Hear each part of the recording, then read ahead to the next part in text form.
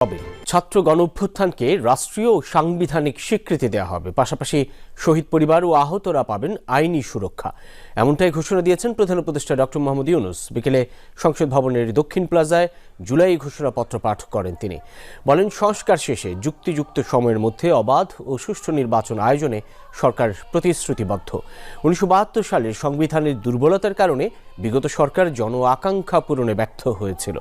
শেখ হাসিনা সরকারের দুঃশাসন, গুম, খুন এবং মত প্রকাশের স্বাধীনতা হরণের কারণে রাষ্ট্রীয় সাংবিধানিক সব প্রতিষ্ঠান ধ্বংস হয়। অনুষ্ঠানে জুলাই শহীদদের জাতীয় বীর ঘোষণা করেন ডক্টর মোহাম্মদ ইউনূস। বাংলাদেশ রাষ্ট্র দেশি বিদেশি চক্রান্তে সরকার পরিবর্তনের গণতান্ত্রিক প্রক্রিয়া ব্যাহত হওয়ায় ১/১১ মতো ষড়যন্ত্রমূলক ব্যবস্থার মাধ্যমে বাংলাদেশে শেখ হাসিনার একচ্ছত্র ক্ষমতা, আধিপত্য এবং ফ্যাসিবাদের